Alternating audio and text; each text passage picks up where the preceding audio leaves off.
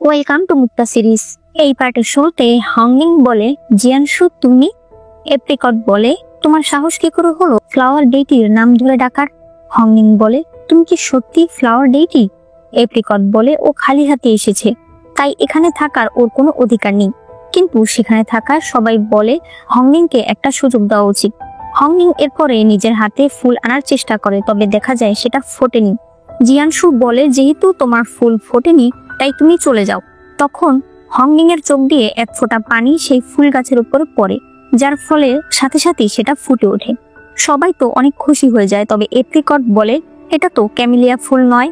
জিয়ানশু বলে, এটা ডিফু গাছের ফুল। আজ পর্যন্ত ডিফু গাছ কোনো লালন পালন পায়নি এবং কেউ তার ফুল ফোটাতে সক্ষম হয়নি, তবে হংনিং সেটা করে দেখিয়েছে। এপ্রিকট বলে, এটা হতে পারে না, ও ক্যামেলিয়া ফুল আনেনি। জিয়ানশু বলে, ও যে ক্যামেলিয়া ফুল কেন আনতে পারেনি সেটা কি আবার আমার তোমাকে বলতে হবে? তুমি ইচ্ছে করে ওকে ডিফু গাছের ভেতরে ক্যামেলিয়া গাছ লাগাতে বলেছো। তুমি চেয়েছিলে ও যেন ফুল না আনতে পারে। জিয়ানশু হংনিংকে বলে, যেহেতু তুমি ডিফু গাছের ফুল আনতে সক্ষম হয়েছো, তুমি বলো এর বিনিময়ে তুমি কি চাও। হংনিং বলে, আমি কি যা ইচ্ছা তাই চাইতে পারবো? জিয়ানশু বলে, তুমি চেয়ে দেখো, আমার সাধ্যের মধ্যে হলে আমি দেওয়ার চেষ্টা করব। হংনিং বলে, আমি আপনার স্ত্রী হতে চাই। এটা শুনে সবাই হাসতে শুরু করে। হংনিং কিছু বুঝতে পারে না। তখন চিফ বলে, তুমি বিয়ের ব্যাপারে কি জানো? তুমি যে বিয়ের কথা বলছো? হংনিং বলে, উনি আমাকে সাহায্য করেছে, তাহলে আমি তার প্রতিদান কি করে দেব? লুইয়াও বলে, ঋণ অনেকভাবেই পরিশোধ করা যায়। ফ্লাওয়ার ডেইটি এই পর্যন্ত অনেক ফুলকে বাঁচিয়েছে, তারা সবাই কি ওনার স্ত্রী হয়ে যাবে নাকি? হংনিং বলে, আমি আপনার স্ত্রী হতে পারবো না। জিয়ানশু বলে, তুমি আগে ইমমর্টাল হও। হংনিং বলে, ইমমর্টাল হলে আমি কি আপনার সাথে থাকতে পারবো? জিয়ানশু বলে, আগে ইমমর্টাল হও। এই বলে সে চলে যায়। হংনিং এই কথাতে অনেক খুশি হয়, তবে লুইয়াও এর অনেক রাগ হচ্ছিল। জিয়ানশু ঘরে আসলে কুনলুনকে দেখতে পায়। সে কুনলুনকে জিজ্ঞেস করে, হংনিং কিভাবে ফ্লাওয়ার স্কল থেকে বের হলো? কুনলুন বলে, আমি বলবো না, তুমি নিজেই দেখো।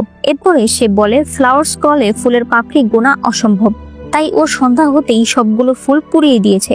পাপড়ির সংখ্যা 0 হয়ে গেছে, আর আমরা সেখান থেকে বেরিয়ে এসেছি। জিয়ানশু বলে, চলো বাবা মায়ের কাছে যেতে হবে। তবে কুনলুন রাজি হয় না। জিয়ানশু তখন কিছু শিকল আনলে কুনলুন বলে, তুমি কি আমার সঙ্গে ফাইট করবে নাকি? ফ্লাওয়ার স্কলে থেকে আমি অনেক শক্তিশালী হয়ে গেছি, আসো। তবে একটু পরেই আমরা দেখতে পাই জিয়ানশু কুনলুনকে বেঁধে নিয়ে যাচ্ছে। কুনলুন বলে, এবার ছেড়ে দাও, লোকে দেখলে আমার মান সম্মান থাকবে। জিয়ানশু তাই তাকে ছেড়ে দেয়। এদিকে এপ্রিকট ভীষণ রাগ দেখাচ্ছিল যে হংনিং ফ্লাওয়ার প্যালেসে থাকতে পারবে। তখনই লুইয়াও তাকে বলে, আমার তোমার সঙ্গে কিছু কথা আছে। এদিকে এরা দুজন তাদের বাবা মায়ের কাছে আসে। এখানে মহারাজ আর মহারানী কুনলুনকে বলছিল যে তুমি বাইরে আসলে কিভাবে। আসলে কুনলুনের মা তাকে একদমই পছন্দ করে না, কারণ কুনলুন বারবার শুধু ভুল করে যায়।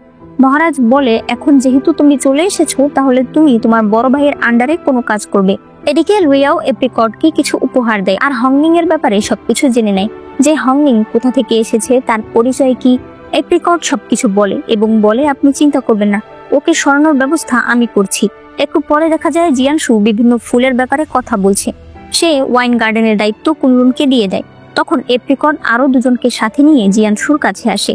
এখানে তারা বলতে থাকে, হংনিং যতই ভালো হোক না কেন, দিন শেষে সে একটা ডেমন, তাকে রাখা কোনোভাবেই সেফ না। এপ্রিকট বলতে থাকে, আপনি হংনিংকে উইথার্ড গার্ডেনে পাঠিয়ে দিন। জিয়ানশু বলে, তুমি দেখছি এখন ডিসিশন নিতে শুরু করেছো। সে বলে, ঠিক আছে, হংনিংকে উইথার্ড গার্ডেনে পাঠিয়ে দাও। তবে এপ্রিকট একটার পর একটা ভুল করে যাচ্ছে। সে তার ক্ষমতার খারাপ ব্যবহার করছে, তাই শাস্তি হিসেবে তাকেও ফ্লাওয়ার স্ক্রলে পাঠিয়ে দাও। এপ্রিকটকে নিয়ে যাওয়া হয়। অন্যদিকে একটি মেয়ে হংনিংকে উইথার্ড গার্ডেনে নিয়ে আসে। হংনিং বলে, এটা কোন জায়গা? সে বলে, ফ্লাওয়ার গার্ডেনে ফ্লাওয়ার ডেইটির কারণে সবসময় ফুল ফোটে এবং পরিবেশও অনেক ভালো থাকে। তবে যে সকল ফুল নষ্ট হয়ে যায়, কোনো কারণে ফুটতে চায় না বা অন্য কোনো সমস্যা থাকে, তাদেরকে এই গার্ডেনে নিয়ে আসা হয়। আর এখন থেকে তুমি এই গার্ডেনেই থাকবে। হংনিং কোনো কথা না বলে সেই প্যালেসের ভেতরে চলে যায়। সে সেটাকে পরিষ্কার করে। এরপরে হংনিং এর কাছে সায়াও আসে। সে বলে, তুমি কত বোকা, তুমি ফ্লাওয়ার ডেইটিকে চিনতে? সে বলে, হ্যাঁ দেখো, আমি ওনাকে চিনি, অথচ আমি বুঝতেই পারিনি যে সেই ফ্লাওয়ার ডেইটি। সায়াও বলে, তুমি যদি ওনাকে পছন্দ করো, তাহলে তোমার ওনার মন জয় করার চেষ্টা করা উচিত। হংনিং বলে, পছন্দ আবার কি? সায়াও বলে, তুমি ওনাকে পছন্দ করো না? তাহলে তুমি যে বললে তুমি ওনার স্ত্রী হতে চাও। হংনিং বলে, আমি তো আমার ঋণ পরিশোধ করতে চাই।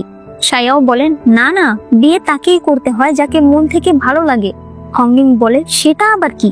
সায়াও বলে, ভালো লাগা হলো যার চেহারা দেখলেই মন খুশি হয়ে যায়, যাকে বারবার দেখতে ইচ্ছে করে, যার কষ্টতে নিজেরও কষ্ট হয়, যার খুশিতে নিজের আনন্দ লাগে।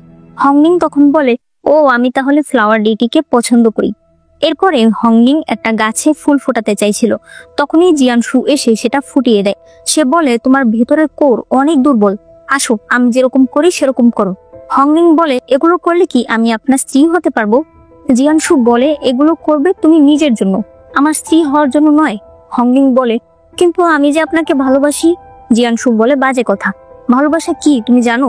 হংমিং বলে, জানি, সায়াও শিখিয়েছে, ভালোবাসা হলো কাউকে দেখার আকাঙ্ক্ষা, কারো খুশিতে খুশি হওয়া, কারো কষ্টে দুঃখ পাওয়া। জিয়ানশু উঠে বলে, এটা কখনোই সম্ভব না, কারণ আমি ডেইটি আর তুমি একজন ডেমন। হংমিং বলে, তো কি হয়েছে, আপনি আর আমি কি একসঙ্গে এক জায়গায় দাঁড়িয়ে আছি না? আর তাছাড়া ডেমনরা কি করেছে? একে তো বাইজো ক্ল্যানের কাউকেই ফ্লাওয়ার প্যালেসে আনা হয় না, ইমমর্টালিটি শেখানো হয় না। জিয়ানশু বলে, তুমি এখন হেভেনের ডিসিশনকে অবজ্ঞা করছো।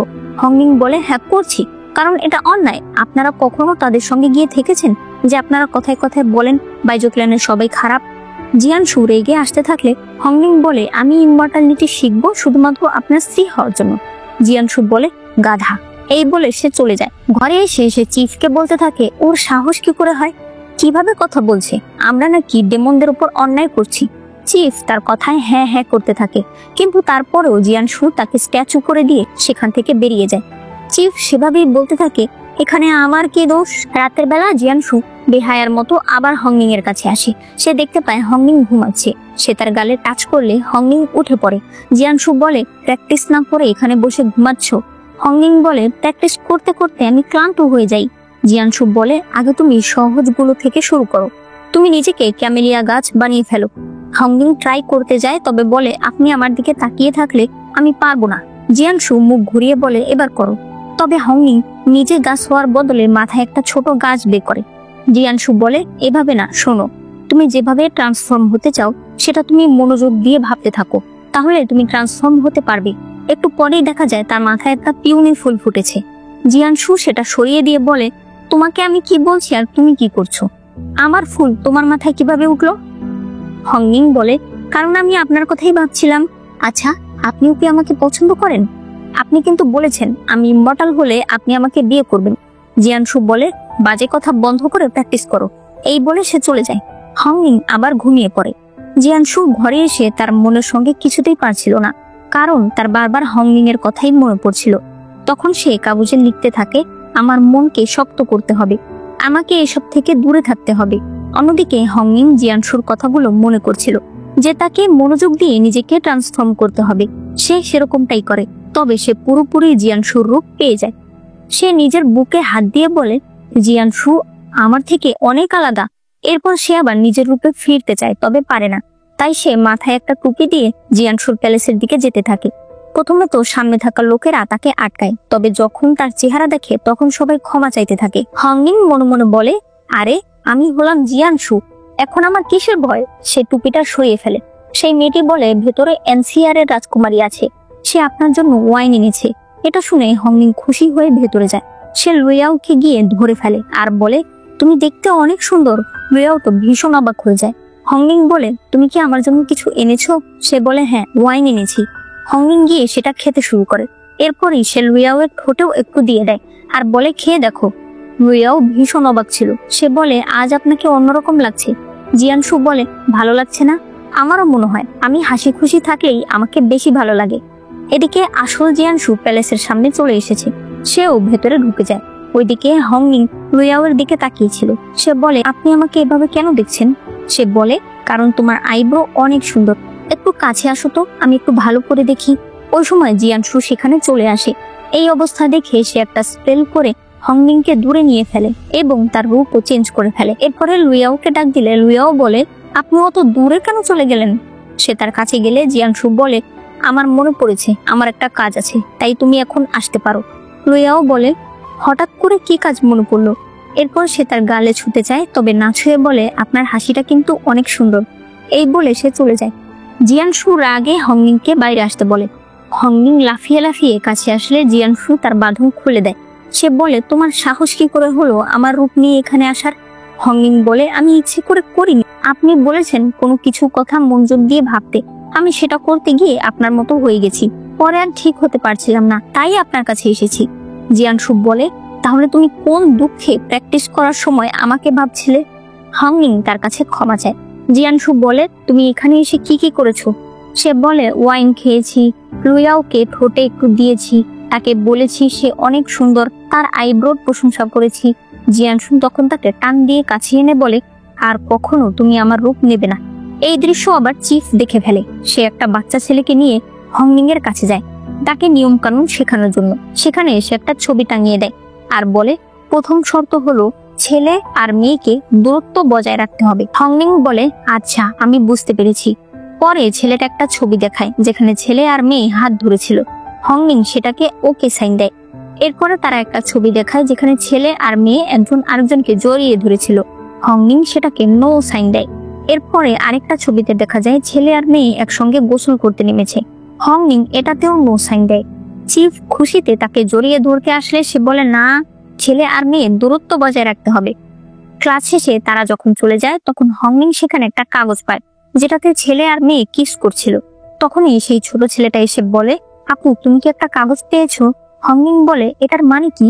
সেই ছেলেটা বলে এটা হলো পেয়ার কাল্টিভেশন, এটা সবার জন্য নয়, এ বিষয়ে কিন্তু কাউকে বলবে না। হংমিং বলে ঠিক আছে। এদিকে জিয়ানশু বসে বসে মনে করছিল সে হংমিংকে জিজ্ঞেস করেছিল তুমি আমার শরীরে কোথায় কোথায় হাত দিয়েছো? সে তখন বলে যে আমি এখানে এখানে হাত দিয়েছি। এসব মনে করে জিয়ানশু বলতে থাকে ইচ্ছে করছে গলায় দড়ি দিয়ে ঝুলে থাকি। অন্যদিকে হংমিং সকল বইপত্র ঘাটাঘাটি করে দেখছিল পেয়ার কাল্টিভেশন কি। সে জানতে পারে এর মাধ্যমে খুব তাড়াতাড়ি কাল্টিভেশন শেখা যায়। সে তো তখন ভীষণ খুশি হয়ে যায়। তখনই জিয়ানশু সেখানে আসে। হংমিং বলে আপনি তাহলে আমার উপর রেগে নেই? আপনি আমার উপর রেগে থাকলে তো তুফান হয়ে যেত। এরপর সে তাকে দেখায় যে সে এখন সুন্দর করে ফুল ফোটাতে পারে। তবে জিয়ানশু বলে এটা কিছু হলো, তুমি এখনো অনেক দুর্বল। সে তাকে কাছে এনে বলে আমি যেরকমটা করছি সেরকম করো। হংমিং বলে আচ্ছা এর কি কোনো শর্টকাট নেই? জিয়ানশু বলে না। সে বলে আমাকে একটু সাহায্য করুন না। সে এরপর তাকে কিস করে। জিয়ানশু পেছনে সরে যায়। হংমিং বলে ওরা বলেছে পেয়ার কাল্টিভেশন খুব শর্টকাট রাস্তা। লাভার্সরা যেহেতু একজন একজনকে ভালোবাসে তাই তারা সহজেই এর মাধ্যমে কাল্টিভেশন শিখতে পারে। জিয়ানশু বলে তোমাকে এগুলো কে বলেছে? সে বলে চিফ বলেছে। এটুকু শুনতেই জিয়ানশু সেখান থেকে চলে যায়। আসলে হংমিং তো চিফের লেখাগুলো থেকে এগুলো জেনেছে। ব্যাকগ্রাউন্ডে আমরা শুনতে পাই চিফ চিৎকার করে বলছে আমি কিছু জানি না। এরপরে জিয়ানশু আবারও নিজের মনকে শান্ত করছিল। তখনই খবর আসে তার বাবা তাকে ডেকেছে। সে সেখানে গেলে তার বাবা তাকে বলে ওশানিক আর্ট কতটুকু শিখেছো? সে বলে বেশি না, আমি এখনো লেভেল 3-এ রয়েছি। তার বাবা তখন তার ভিতরে কিছু পাওয়ার দেয় যার ফলে জিয়ানশুর মুখ দিয়ে রক্ত পড়তে থাকে। তার বাবা বলে উন্নতি করতে হলে এই কষ্ট তোমাকে সহ্য করতেই হবে। এদিকে হংমিং ওয়াইন গার্ডেনে আসলে কুনলুন তাকে দেখে ফেলে। সে জিজ্ঞেস করে তুমি এখানে কেন এসেছো? হংমিং বলে আমি লিলি গাছের কিছু বেঞ্চ নিতে এসেছি। কুনলুন নিজেই সেগুলো পেরে দিচ্ছিল। তখনই হংমিং কারো আসার শব্দ শুনে ফুল হয়ে লুকিয়ে পড়ে। দেখা যায় সেখানে এসেছে জিয়ানশু। সে বলে তুমি ওই উপরে উঠে কি করছো? কুনলুন বলে আমি ঠান্ডা বাতাস খাচ্ছি। তখন জিয়ানশু সেখানে হংমিংকে খেয়াল করে। সে হংমিংকে নিজের স্লিভের ভিতরে নিয়ে নেয়। কুনলুন তাদের কাছে একটু ওয়াইন দেখতে পায়। সে ওয়াইন চায়, তবে জিয়ানশু না দিয়ে সেখান থেকে চলে যায়। একটু পরেই হংমিং জিয়ানশুর স্লিভের ভেতরে ঘোরাঘুরি শুরু করে, এমনকি সে সেখানে থাপড়াতে থাকে। তবে আমাদেরকে দেখানো হচ্ছিল যে হংমিং তার আসল রূপে আছে, কিন্তু আসলে সে আসল রূপে নেই, সে ফুল রূপেই আছে। শুধুমাত্র আমাদের দেখার সুবিধার্থে এরকম দেখানো হচ্ছে। বাইরে থেকে জিয়ানশুর তো ভীষণ বিরক্ত লাগছিল। সে শুধুই এনবয় প্লামের উপরে রাগ দেখাচ্ছিল। এরপরে তারা সায়াওকে দেখতে যায়। এখানেও হংমিং এর যন্ত্রণায় জিয়ানশু অতিষ্ঠ হয়ে সায়াওকে বকাঝকা দিয়ে সেখান থেকে চলে আসে। এরপরে সে হংমিংকে বের করে বলে তুমি কি করছিলে? হংমিং বলে আমি আপনার স্লিভের ভেতরে হারিয়ে গিয়েছিলাম। জিয়ানশু বলে একটু ভদ্রতা শিখতে পারো না? হংমিং বলে আমি কি করেছি? আমাকে কেউ শিখিয়েছে নাকি যে কারো জামার ভেতর হারিয়ে গেলে কিভাবে থাকতে হয়? জিয়ানশু আরো রেগে যায়। সে বলে কুনলুনের সাথে দিনে দুপুরে কি করছিলে? হংমিং বলে আমি আবার কি করছিলাম? জিয়ানশু বলে তোমাকে বলা হয়েছে না ছেলে আর মেয়ে দূরত্ব বজায় রাখতে হবে? হংমিং বলে কুনলুনের সাথেও? সে বলে হ্যাঁ। হংনিং চুপ করে থাকলে জিয়ানশু বলে, বলো যে ঠিক আছে হুজুর। হংনিং সেভাবেই বলে চুপ করে দাঁড়িয়ে থাকে আর জিয়ানশু সেখান থেকে চলে যায়। এরপরে হংনিং বাইজু ক্ল্যানের সবাইকে চিঠি লিখতে চাইছিল, কিন্তু সে তো লিখতে পারে না, তাই সে সবার ছবি এঁকে একটা পাখির মতো বানিয়ে বাইজু ক্ল্যানে পাঠাতে চায়। তবে তখনই জিয়ানশু এসে বলে উইথার্ড গার্ডেনে স্পেল কাস্ট করা নিষেধ। তবে সে বুঝতে পারে হংনিং এর মন অনেক খারাপ, তাই সে তার কাছে এসে সেই চিঠিটা পাঠিয়ে দেয়। হংনিং এরপর দুটো ওয়াইনের বোতল বের করে। জিয়ানশু বলে ফ্লাওয়ার প্যালেসে ওয়াইন খাওয়া নিষেধ। হংনিং বলে কিন্তু এটা তো ফ্লাওয়ার প্যালেস না। সে খেতে শুরু করে। এরপর জিয়ানশুকে বলে আপনি দেখতে অনেক হ্যান্ডসাম। জিয়ানশু বলে অন্য কারোর সঙ্গে বসে তুমি যদি ওয়াইন খাও তাহলে কিন্তু তোমাকে শাস্তি দেওয়া হবে। হংনিং বলে আপনার সঙ্গেও খেতে পারবো না, অন্য কারোর সঙ্গেও খেতে পারবো না, এর চাইতে বাইজু ক্ল্যানই ভালো। এই কথা শুনে জিয়ানশু খেতে শুরু করে। এরপর বলে তুমি মন খারাপ করেছিলে কেন? হংনিং বলে মন খারাপ করেছিলাম না, এই চাপটা না আমাকে বুলি করেছে। এই কথা শুনে জিয়ানশু তখনই চাঁদের কাছে চলে যায় আর সে লুনার ডেইটি মানে চাঁদের যে দেবতা তাকে ধরে নিয়ে আসে আর বলে ও তোমাকে বুলি করেছে। চাঁদের দেবতা বলে আমি তো ওনাকে চিনি না, আমি আবার কখন কি করলাম? হংনিং বলে তুমি ভুল ভাবছো, আমি আসলে এভাবে বলিনি। তাই জিয়ানশু তাকে ছেড়ে দেয়। এরপরে হংনিং বলতে থাকে আমাদের বাইজু ক্ল্যানে আমার সব বন্ধুরা অনেক ভালো ছিল, তারা আমার অনেক যত্ন করত। জিয়ানশু বলে কিন্তু তুমি ইমমর্টাল হয়ে গেলে তাদেরকে আর মনে রাখতে পারবে না। হংনিং বলে কখনোই না, আমি কখনোই আমার বন্ধুদের ছাড়বো না। জিয়ানশু বলে তুমি সিলেস্টাল রিলেমের পানিশমেন্ট এখনো দেখোনি, তোমার কোরকে হাজারটা টুকরো করে ফেলবে তুমি যদি তাদের আদেশ না মানো। হংনিং বলে আপনার কি এমন কেউ আছে যাদেরকে আপনি ছাড়তে চান না? পরিবার, বন্ধু? জিয়ানশু তখন ওয়াইন খেতে থাকে। হংনিং তার কাছে এসে বলে আপনি কেন আমার সঙ্গে পেয়ার কাল্টিভেশন করতে চাইছেন না? এটা তো অনেক সহজ। জিয়ানশু বলে এই কথা কিন্তু তুমি আর কাউকে বলবে না। হংনিং বলে আমি জানি এই কথা আমি অন্য কাউকে বললে আমাকে শাস্তি দেবে, এজন্য তো আমি আপনাকে জিজ্ঞেস করছি। জিয়ানশু এরপর তাকে কিস করতে শুরু করে, মানে তারা পেয়ার কাল্টিভেশন করছিল। এরপরে হংনিং একটা গাছকে ঠিক করতে পারছিল না, তখন কুনলুম সেখানে আসে। সে তাকে লিলি গাছের ওয়াইনের গুঁড়ো দেয়। হংনিং বলে যে এই গাছটা আমি ঠিক করতে পারছি না। তখন কুনলুম সেটাকে নিজের স্পেলের মাধ্যমে ঠিক করে ফেলে। হংনিং ভীষণ খুশি হয়ে যায়। এরপর সে কয়েকটা ওষুধি উপাদানের নাম বলে আর বলে যে এগুলো আমি কোথায় পাবো। কুনলুম বলে এগুলো ফ্লাওয়ার প্যালেসে নেই, এগুলো আছে হার্ব গার্ডেনে। তবে সেখানে জুনিয়র ইমমর্টালদের যাওয়াই অনেক কষ্ট হয়ে যায়, আর তুমি তো স্বপ্নও ভেবো না। তবে দেখা যায় একটু পরেই হংনিং সেখানে চলে গেছে। সেখানে সে ঔষধি পেয়েও যায়, তবে এরপর সে অজ্ঞান হয়ে যায়। একটু পর আমরা দেখতে পাই হংনিং বিছানায় শুয়ে আছে আর তাকে স্পেল দিয়ে সুস্থ করার চেষ্টা করছে জিয়ানশু। হংনিং এর জ্ঞান ফিরলে জিয়ানশু বলে তুমি কি পাগল হয়েছে? কাল্টিভেশনের নামে ঘন্টা আর চলে গেছো হার্ব গার্ডেনে, যেখানে জুনিয়র ইমমর্টালরা পর্যন্ত যাওয়ার সাহস পায় না। হংনিং বলে আমি আপনার জন্য গিয়েছিলাম, এগুলো দিয়ে পোড়া আঘাতের ওষুধ বানানো হয় আর আপনার শরীরের আঘাত পোড়া আঘাতের মতোই দেখা যাচ্ছে। জিয়ানশু বলে এগুলোর কোনো দরকার ছিল? হংনিং বলে অবশ্যই দরকার, আপনি আমার সঙ্গে কত ভালো ব্যবহার করেন আর আমি আপনাকে ভালোবাসি, তাহলে এগুলো তো দরকারি। জিয়ানশু চলে যেতে থাকলে হংনিং বলে আচ্ছা এটাতে ডাক গেলেই কি আপনি আমার কথা শুনতে পান? যদি কখনো এমন হয় যে আমি কথা বলতে পারছি না? জিয়ানশু বলে তাহলে একটা ফুল ছিঁড়ে ফেলো, তখনই আমি বুঝতে পারবো। এই বলে সে চলে যায়। তখন হংনিং দেখতে পায় সেখানে থাকা সব ফুল ফুটে গেছে। সে বুঝতে পারে জিয়ানশু এখন অনেক খুশি। একটু পরে সে নিজের বাথটাবে গোসল করছিল। তখন সে লিলি বেলটাকে বলতে থাকে তুমি কি সত্যি কথা পৌঁছে দিতে পারো?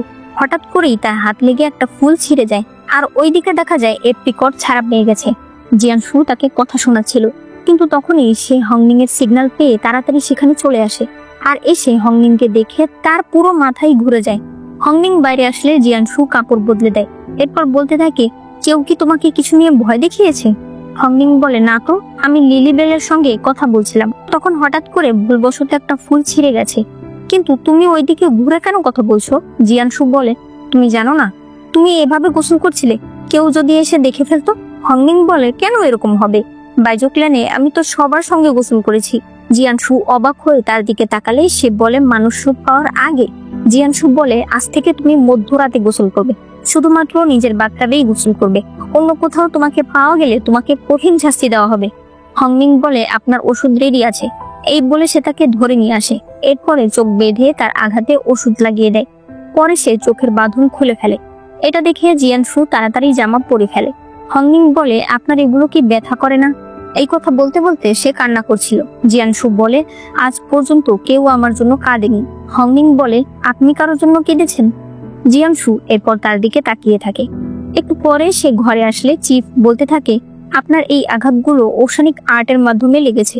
এগুলোতে যদি আপনি এই ওষুধ দেন তাহলে আঘাত তো কমবেই না, বরং আরো বাড়তে পারে। জিয়ানশু বলে, সমস্যা নেই, ও অনেক কষ্ট করে এই ওষুধটা বানিয়েছে। চিফ বলে, ভালোবাসা মানুষকে অন্ধ করে ফেলে। জিয়ানশু তখন হাতে আগুন নিয়ে আসলে চিফ বলে, না না, ওষুধটা অনেক ভালো। এদিকে হংনিং ঘরে আসলে তার জিনিসপত্র এলোমেলো দেখে। সে একটু সামনে গেলে একটা ছেলেকে দেখতে পায়। এরপরে সে সেই ছেলেটাকে পানি খেতে দেয়। এই ছেলেটা বলে, তুমি কি লাল ক্যামেলিয়া? সে বলে, হ্যাঁ আমি লাল ক্যামেলিয়া, আমি বাইজোক্ল্যান থেকে এসেছি। আর এই ছেলেটা ছিল সাদা ক্যামেলিয়া। সে বলে, আমিও তো বাইজোক্ল্যান থেকে এসেছি। হংনিং বলে, ও আমি শুনেছি একজন ছেলে বাইজোক্ল্যান থেকে ফ্লাওয়ার প্যালেসে এসেছিল ইমমর্টাল হতে, তার নাম বাইচা। তুমি সে? তুমি ইমমর্টাল হয়ে গেছো? তারপরও ওরা তোমার সঙ্গে এরকম ব্যবহার কেন করলো? বাইচা তখন বলে, যেদিন সে ইমমর্টাল হওয়ার জন্য রেজিস্টার নেওয়ার জন্য এপ্রিকটের কাছে যায়, সেদিন এপ্রিকট নতুন সকল ছেলে মেয়েদের যারা কিনা ইমমর্টাল হতে এসেছিল তাদেরকে রেজিস্টার দিচ্ছিল। তবে সে যখন বাইচার পরিচয় জানতে পারে তখন সে বলে, তুমি দাঁড়াও।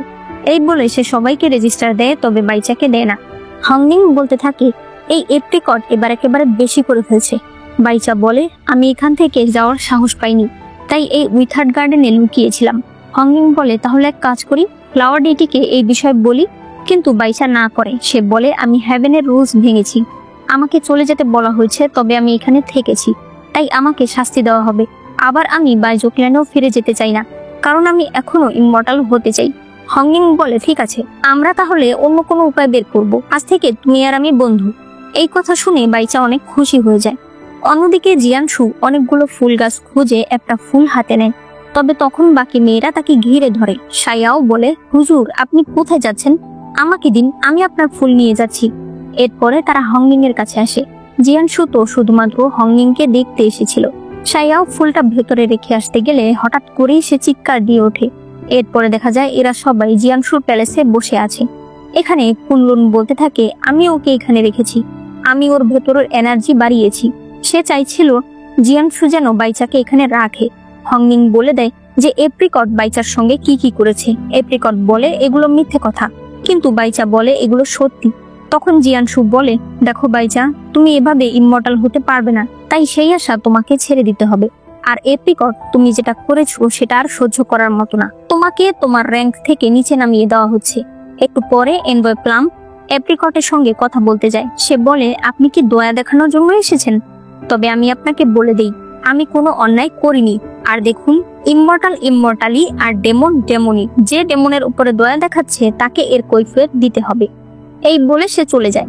এদিকে বাইচাকে নিয়ে যাওয়া হচ্ছিল। হংনিং তার সঙ্গে কথা বলতে চায়, তবে গার্ড কথা বলতে দিচ্ছিল না। ওই সময় কুনলুন এসে গার্ডদের একটু সময় দিতে বলে। বাইচা বলে, হংনিং, তুমি আমার জন্য অনেক করেছো, কিন্তু তুমি মনে রাখবে, তোমাকে কাল্টিভেশন শিখতে হবে, ইমমর্টাল হতে হবে, আমাদের বাইজোক্ল্যানের নাম ক্লিয়ার করতে হবে। এরপরে তাকে নিয়ে যাওয়া হয়। অন্যদিকে আমরা তাওইকে দেখি, যার কাছে একজন সৈনিক এসে একটা চিঠি দেয়। একটু পরে তাওই বলতে থাকে, তার মানে এপ্রিকট সত্যি কথা বলেছে। এদিকে জিয়ানশু হংনিংকে নিয়ে অনেক চিন্তা করছিল। তখন প্লাম এসে বলে, হংনিং আর কুনলুন দুজনকেই রাজপ্রাসাদে নিয়ে যাওয়া হয়েছে। এই কথা শুনে জিয়ানশু তাড়াতাড়ি সেখানে যেতে থাকে। অন্যদিকে মহারাজ কুনলুনকে বলতে থাকে, তোমার সাহস কি করে হলো বাইচা নামের ওই সাদা ক্যামেলিয়া ডেমনকে সাহায্য করার? কুনলুন বলে, একেবারে কি অন্যায় করে ফেলেছি, ও তো এখানে এসে কাউকে কোনো ঝামেলায় ফেলেনি। তার মা তখন তাকে সেখানে দাঁড়িয়েই আঘাত করে আর বলে, এখন দেখছি কথা বলাও শিখে গেছো। কুনলুন বলে, হ্যাঁ, আমি তো কিছুই করতে পারবো না, আপনাদের চোখে আমি তো সবসময় অকর্মা, ছোটবেলা থেকেই আমি শুধু শাস্তিই পেয়ে যাচ্ছি। তখনই জিয়ানশু সেখানে এসে বলে, শান্ত হও। সে তার বাবা মাকে বলে, ওই ছেলেটা কোনো অন্যায় করেনি, ও এখানে ইমমর্টাল হতে এসেছিল, তবে ওর রেজিস্টার নিয়ে নেওয়া হয়েছে, আর এখন ওকে কিছু শাস্তি দিয়ে আবার ওর ক্ল্যানে পাঠিয়ে দেওয়া হবে। মহারাজ বলে, তাহলে ভালোই করেছো। কিন্তু তখনই তাওই বলে, মহারাজ, আরো একজন ডেমন এখানে রয়েছে। মহারাজ এই কথা শুনে ভীষণ অবাক হয়ে যায়। সে তাকে ভেতরে ডাকে, আর আমরা তো জানি এটা ছিল হংনিং। হংনিং সেখানে কিছু বলতে যায়, তবে জিয়ানশু বলে, মহারাজের কথা বলার আগেই তুমি কথা বলার সাহস কোথায় পাও? সে বলে, বাবা, আমি ওকে এনেছি, আমি জানি আমি অন্যায় করেছি, তবে এতে ও কোনো দোষ নেই, আপনি আমাকে শাস্তি দিতে পারেন। মহারাজ তখন বলে, একটা সামান্য ফুলের জন্য এত বড় অন্যায় করেছো, আবার আমাদের সামনে এভাবে কথা বলছো, সত্যি করে বলো তুমি কি ওকে ভালোবেসে ফেলেছো? জিয়ানশু বলে, ওর আর আমার মধ্যে পার্সোনাল কিছুই নেই, আমি ওকে এখানে শাস্তি দেওয়ার জন্যই এনেছিলাম। এখন ওর পানিশমেন্ট কমপ্লিট হয়ে গেছে, আমি ওকে আবার ওর ক্ল্যানে পাঠিয়ে দিচ্ছি। হংমিং এই কথা শুনে ধীরে ধীরে সেখান থেকে চলে যায়। জিয়ানশু যেহেতু অনেক বড় অন্যায় করেছে, তাই শাস্তি হিসেবে তাকে অনেক থান্ডার স্ট্রাইক দেওয়া হয়। ঘরে এসে সে নিজেকে নিজে হিল করার চেষ্টা করছিল। তখন চিফ বলে, হংমিং এর যাওয়ার সময় হয়ে গেছে। জিয়ানশু তাকে চলে যেতে বলে। এদিকে হংমিং এর সঙ্গে দেখা করতে সাইয়াও আসে। সে তাকে কিছু জিনিস দিয়ে বলে, যদি তোমার কখনো প্রয়োজন হয় তুমি আমার ক্ল্যানে যেও, সেখানে সবাই তোমাকে অনেক ভালোবাসবে। হংমিং যখন মেইন গেট দিয়ে যাচ্ছিল, তখন সে চিফকে বলে, আমি একটু ফ্লাওয়ার ডেটির সঙ্গে দেখা করতে চাই। চিফ বলে, তুমি আমাকে মাফ করো, তুমি আর ঝামেলা করো না, এবার এখান থেকে যাও। হংমিং বলে, আমি নিজেই তাহলে তাকে ডাকবো। চিফ বলে, তুমি ওনাকে কিভাবে ডাকবে? মহারাজ মহারানী কখনো ওনাকে নিজে থেকে ডাক দেয় না, আর তুমি ডাক দিলে উনি চলে আসবে। হংমিং তখন সেই লিলি বেলের একটা ফুল ছিঁড়ে ফেলে, যার ফলে তখনই জিয়ানশু চলে আসে। তাদেরকে দেখে চিফ বলে, আমি তো ভুলেই গেছি, আমি চুলায় রান্না বসিয়ে এসেছি, আমি এখন আসছি। জিয়ানশু হংমিংকে অন্য একটা জায়গায় নিয়ে আসে আর চারপাশটা সিল করে দেয় যাতে তাদের কথা বাইরে না যায়। এরপরে সে বলে, ওই লিলি বেল শুধুমাত্র তুমি যখন বিপদে পড়বে তখন ব্যবহার করবে। হংমিং বলে, আপনাকে কি অনেক শাস্তি দেওয়া হয়েছে? আমাকে ক্ষমা করে দিন, আমার জন্য আপনাকে কত কিছু সহ্য করতে হয়েছে। জিয়ানশু বলে, তোমার দোষ না, হেভেনের রুলসেরও দোষ না। হংমিং বলে, আমি চলে গেলে আপনি কি আমাকে মিস করবেন? জিয়ানশু বলে, আমি যদি বলি বাইজো ক্ল্যানে থেকেও তুমি জুনিয়র ইমমর্টাল হওয়ার জন্য কাল্টিভেশন করতে পারবে, তুমি কি করবে? হংমিং বলে, যদি আমি আপনার সঙ্গে থাকতে পারি তাহলে আমি সবকিছু করতে রাজি আছি। সে জিয়ানশুকে জড়িয়ে ধরে। জিয়ানশু এরপরে তাকে একটা হেয়ার পিন দেয় আর বলে, কোনো বিপদে পড়লে এটা তুমি অস্ত্র হিসেবে ব্যবহার করতে পারবে। এরপরে জিয়ানশু চলে যায়। হংমিং চিৎকার করে বলতে থাকে, আপনি কিন্তু আমার জন্য অপেক্ষা করবেন। এদিকে মহারানীর কাছে এপ্রিকটের সাথে যে মেয়েটা, যার নাম লি, সে আসে। সে বলে, এপ্রিকটকে এখন শাস্তিতে রাখা হয়েছে, তাই এখন থেকে আমি আপনার সেবায় নিয়োজিত। মহারানী বলে, জিয়ানশুর উপরে নজর রাখবে। সে তাকে চলে যেতে বলে। মহারানী কল্পনা করে, যখন তার বাচ্চা হয়েছিল তখন মহারাজ এসে বলে, অভিনন্দন মহারানী, আমাদের দুটো ছেলে হয়েছে। যেটা শুনে মহারানী অবাক হয়ে যায়। এরপরে সে হেভেনের একটি নিষিদ্ধ জায়গায় এসে একটা তথ্য বের করে সেটা পুড়ে ফেলতে চায়। তখন মহারাজ এসে তাকে থামতে বলে। মহারানী বলে, কোন পরীর নাম লেখা আছে এখানে? মহারাজ বলে, হেভেনের রানী হয়ে এই কাজ করার আগে তুমি ভাবলে না? মহারানী বলে, আপনি মহারাজ হয়ে অন্য এক পরীর কাছ থেকে সন্তান নিয়ে আসতে পারেন, আর আমি এটা করলেই দোষ? আমি পশ্চিম সাগরের রাজকুমারী হওয়া সত্ত্বেও এই বিষয়টা ধরতেই পারিনি। মহারাজ বলে, জিয়ানশু বর্তমানে ইমমর্টাল স্টার, ভবিষ্যতে সেই হবে মহারাজ, তাই তুমি যদি তার সঙ্গে কোনো কিছু করার চেষ্টা করো তাহলে তুমি হেভেনের বিরুদ্ধে চলে যাবে। আমি যা করছি শুধুমাত্র হেভেনের জন্য করছি। এখানে আমরা বুঝতে পারি জিয়ানশু হয়তো এই মহারানীর নিজের সন্তান নয়, সে অন্য কোনো পরী এবং মহারাজের সন্তান। তবে এই বিষয়ে হয়তো আমরা পরে জানতে পারবো। এখন মহারানী বলে, তুমি আমাকে বিয়ে করেছো হেভেনের জন্য, তুমি বাচ্চা নিয়ে এসেছো হেভেনের জন্য, তোমার সব কথাই থাকে হেভেনের জন্য, অর্থাৎ আমার ভালোবাসা তোমার কাছে কিছুই না। এই বলে সে সেখান থেকে চলে যায়। বর্তমানে মহারানী বলে, আমি যদি আমার নিজের পরিবারের সামলে না রাখতে পারি তাহলে আমি কিভাবে শান্তিতে থাকবো? এদিকে হংমিং বাইজো ক্ল্যানে ফিরে এসেছে। তার বন্ধুরা তাকে দেখে ভীষণ খুশি হয়ে যায়। তারা জিজ্ঞেস করে, তুমি কোথায় গিয়েছিলে? তখন হংমিং বলে, আমি সেলেস্টিয়াল রিয়েলমে গিয়েছিলাম। তারা তো তার কথা বুঝতেই পারে না। তখন হংমিং তাদেরকে সবকিছু খুলে বলে। যাইবো যখন জানতে পারে যে তার পুদিনা পাতা ফ্লাওয়ার ডেটির অনেক পছন্দ হয়েছে, সে তখন লজ্জা পেতে থাকে। এরপরে হংমিং বলে, আচ্ছা বাইচা কি ফিরে এসেছে? তারা বলে, হ্যাঁ ফিরে এসেছে, তবে তার কাছে যেও না, সে একটু অন্যরকম হয়ে গেছে। অন্যদিকে মহারাজ জিয়ানশুকে ডেকে বলে, হেভেনের অন্য দুই রিলেম আমাদের নিয়ে কথা বলছে, তাই যেই ভুল তুমি কয়েকদিন আগে করেছো এই ভুল কিন্তু তুমি আর করবে না। এর মধ্যেই একজন সৈনিক এসে বলেন, বাইজো ক্ল্যানে ডেমনদের প্রভাব অনেক বেড়ে গেছে, যে সকল পরীরাই সেখানে ইনভেস্টিগেশন করার জন্য যাচ্ছে তারা আর ফিরে আসছে না। মহারাজ এই বিষয়ে খোঁজ করতে বলো। হংমিং বাইচাকে খুঁজতে খুঁজতে বনের একদম গভীরে চলে আসে। তখন সে আশেপাশে কিছু ছায়া অনুভব করে। সে ভয় পেয়ে যায়, তবে দেখতে পায় বাইচা এসেছে। বাইচা বলে, তুমি ফিরে আসলে কেন? সে বলে, আমাকে এখানে থেকেই কাল্টিভেশন শিখতে বলেছে, কিন্তু তুমি এরকম একা একা থাকছো কেন? বাইচা বলে, আমি কোথায় যাব, আমার এখন কেউ নেই। হংমিং বলে, একদমই মিথ্যা কথা, আমি আছি, আরো বন্ধুরা আছে, সামনে ফেস্টিভ্যাল আসতে চলেছে, আমরা সবাই একসঙ্গে উদযাপন করব। এরপর সে বলে, তুমি কি কোনো ডিমনকে দেখেছো? বাইচা বলে, না, আমি এখন আসছি। এই বলে সে তাড়াতাড়ি চলে যায়। বাইচা একটা মেয়ের কাছে গিয়ে বলে, হংমিং আমার বন্ধু, আমি ওকে কষ্ট দিতে পারবো না। কিন্তু সেই মেয়েটা বলে, তোমাকে পারতেই হবে, আমি ওকে একেবারে শেষ করে ফেলবো। এই বলে সে চলে যায়।